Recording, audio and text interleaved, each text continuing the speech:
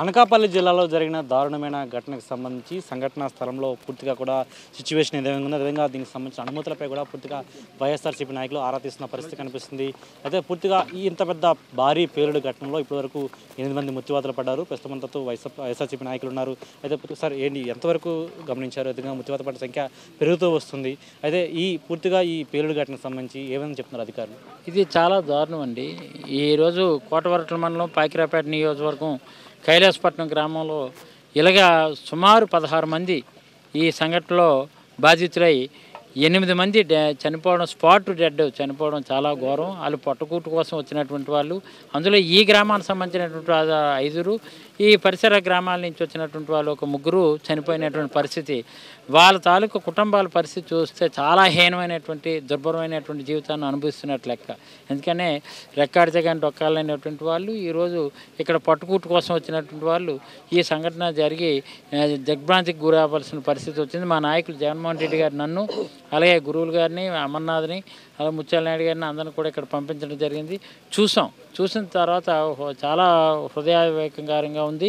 ఇప్పుడు కొంతమంది క్షతగాతులు 8 మంది కేజీహెచ్లో పుట్టోటను తరలించారు. అందులో ఎంతమంది బ్రతుకుతారో తెలియలేనటువంటి పరిస్థితి ఉంది. అయితే ప్రభుత్వం స్పందించిన తీరు కానీ, స్థానిక శాసనసభ్యులు హోంమంత్రిగా ఉన్నటువంటి ఆవిడేమో 15 లక్షలు ఇస్తాము, క్షతగాతులకి మేము ప్రభుత్వం వైద్యం అందిస్తే తప్ప ఏమి ఇవ్వమని అనడం అనేది చాలా నేరం, చాలా ఘోరం. ఎందుకంటే వాళ్ళు ప్రకటించినటువంటిది ఎంత? 15 లక్షలు. 15 లక్షలతో ప్రాణాలు తిరిగి రావు, కానీ తిరిగి వస్తాయి. ఎంత ₹1 కోటి ఇచ్చినా తిరిగి రావు. కానీ ఆ కుటుంబాన్ని ఆదుకునే పరిస్థితి మాత్రం 15 లక్షలు సరిపోదు. ఎక్స్గ్రేషియా 25 లక్షలు మినిమం ఇచ్చి, అలాగే క్షతగాతులకు ఒక్కొక్క కుటుంబానికి 10 లక్షల రూపాయలు ప్రకటిస్తే వాళ్ళు కోస్తా ఉపశమనం కలుగుతుంది. లేదంటే వాళ్ళు బయటికి వెళ్ళి మళ్ళీ కూలి పనికి వెళ్ళే పరిస్థితి కూడా లేనటువంటి పరిస్థితి ఉంది. కాబట్టి తక్షణమే ప్రభుత్వం ఈ విషయంపై మంచి మానవతా దృక్పథంతో స్పందించాలని వైఎస్ఆర్ కాంగ్రెస్ పార్టీ తరపు నుంచి మీ ద్వారా కోరుకుంటడం జరుగుతుంది. ఇలాంటి ఏవైతే ప్రమాదాలు చోటు చేసుకుంటున్నాయో అలాంటి పట్ల ఎటువంటి జాగ్రత్తలు పాటించాల్సి ఉంటుంది? ఎందుకంటే చాలా వరకు మృత్యువాత పడిన వారి సంఖ్య ఈ విధంగానే పెరుగుతూ వస్తుంది ఎప్పటికప్పుడు. ఈరోజు ఇక్కడ జరిగింది చూస్తే నిజంగా ఏ విధమైన సేఫ్టీ మరిగా చూసుకోవాలి. అలాంటి పరిస్థితులు ఎందుకు చేయలేకపోయారు? ఇంత దారుణంగా చనిపోయిన వాళ్ళు, అలాగే మరి క్షతగాతులు చూస్తే చాలా బాధాకరం. మరి మాకైతే ఇలాంటి సంఘటన మరి నేనైతే ఈ నియోజకవర్గంలో నేను పోటీ చూడడం ఇదే మొట్టమొదటిగా నేను భావిస్తున్నాను.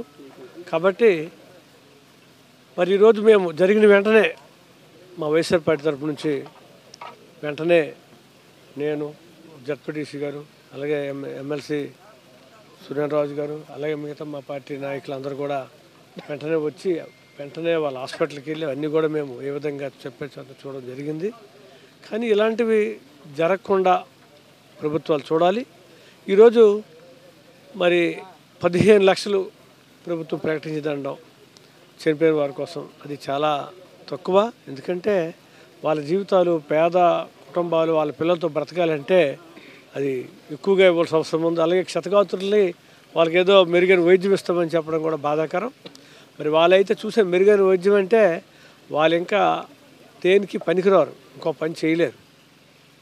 వాళ్ళు బ్రతికిన వాళ్ళు పరిస్థితి అదే, ఇంకా ఎంతమంది వాళ్ళు కూడా చనిపోతారనే పరిస్థితి అయితే ఉంది. మరి 2-3 బ్రతకాలేమో, మిగతా చనిపోయిన పరిస్థితులు అయితే ఉన్నాయి.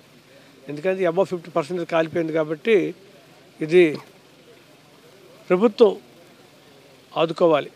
ఎందుకంటే ఇటువంటి సంఘటనలు జరుగుతాయి, కానీ మనం జాగ్రత్తలు చూసుకోవాలి.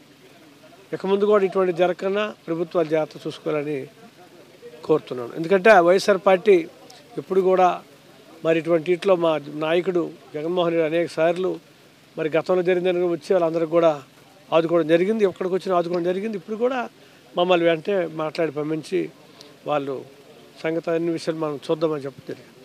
ఇది పరిస్థితి. పూర్తి స్థాయిలో ఈ ప్రమాద తీవ్రత ఘటనకు సంబంధించి మృత్యువాత పడిన వారు ఎవరైతే ఉన్నారో వారికి ప్రకటించిన ఎక్స్గ్రేషియాను ఆంధ్రప్రదేశ్ ప్రభుత్వం పెంచాలని 15 లక్షల రూపాయలు ఎక్స్గ్రేషియా పెంచింది. కానీ అది ఎందువరకు కూడా వారికి సరిపోదు. వారి జీవనం కొనసాగించాలంటే, వారి కుటుంబ సభ్యులు ఆదుకోవాలంటే ఖచ్చితంగా ప్రభుత్వం మరింత పెంచాల్సి ఉంటుంది. కూడా వైఎస్ఆర్సీపీ పార్టీ కూడా డిమాండ్ చేస్తున్న సిచ్యువేషన్ అయితే కనిపిస్తుంది.